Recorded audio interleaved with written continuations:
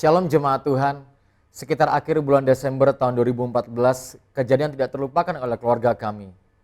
Pada saat itu secara mendadak, tanpa ada gejala apapun, saya terkena sakit Bell's palsy, sehingga wajah bagian kanan mengalami kelumpuhan atau sedikit miring ke bawah.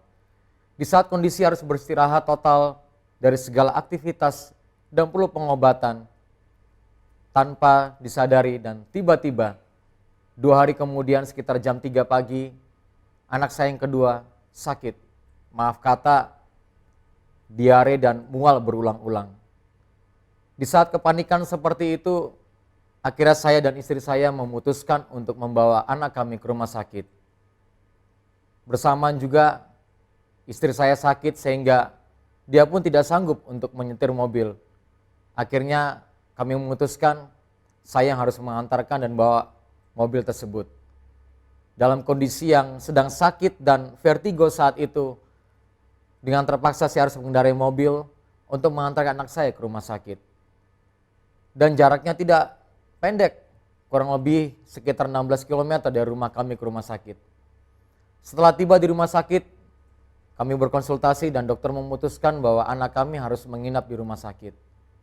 Dalam kondisi yang sakit ini saya merasakan kekuatan Tuhan yang luar biasa, yang memampukan saya untuk mengurus administrasi hingga akhirnya saya bisa pulang ke rumah untuk beristirahat. Dan istri saya menemani anak saya yang sakit tersebut di rumah sakit.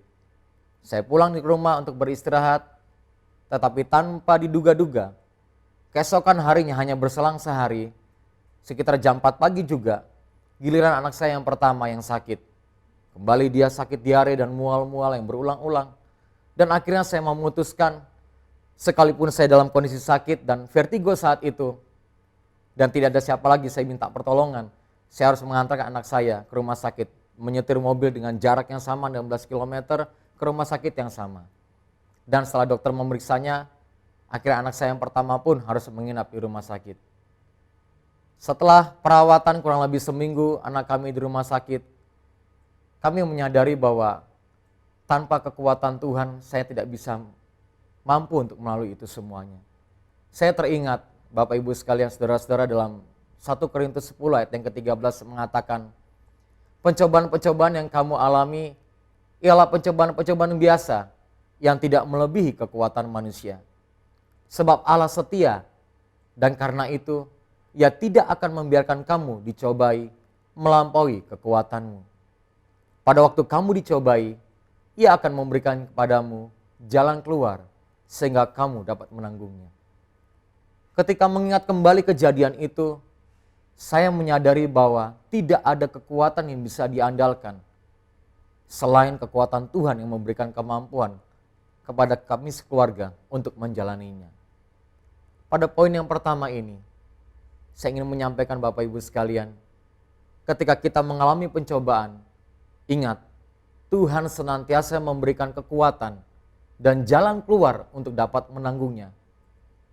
Di tengah-tengah kondisi wabah virus COVID-19 ini, dan berdampak pada segala bidang, serta perubahan-perubahan mendadak yang tidak pernah diduga sebelumnya. Ada orang yang harus kehilangan pekerjaan, ada orang yang harus mengalami masalah finansial, sakit, dan masalah-masalah lain yang datang bertubi-tubi.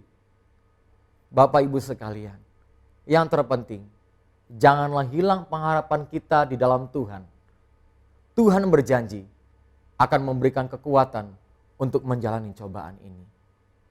Poin yang kedua, merendahkan hati dan menyadari Allah pemegang kedaulatan.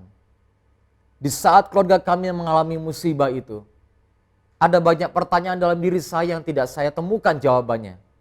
Saya berkata, Tuhan, saya sudah berbuat salah apa?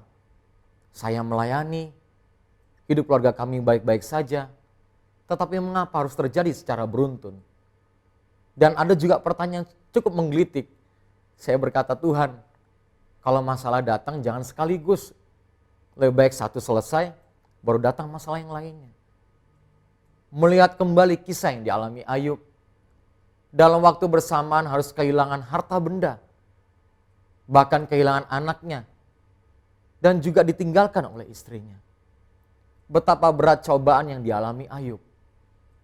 Di dalam keadaan tertekan ini, satu kata pun yang tidak benar tentang Allah tidak terucap dalam perkataan Ayub. Bapak, Ibu, saudara-saudari sekalian, saya teringat akan firman Tuhan dalam 1 Petrus 5 ayat 6 hingga ke-7 mengatakan, karena itu rendahkanlah dirimu di bawah tangan Tuhan yang kuat, supaya kamu ditinggikannya pada waktunya. Ayat yang ke-7, serahkanlah segala kekhawatiranmu kepadanya, sebab ia memelihara kamu. Apapun yang kita alami hari-hari ini, mari kita tetap menjaga hati kita, tidak mengeluh, tetap mengucap syukur dalam segala hal.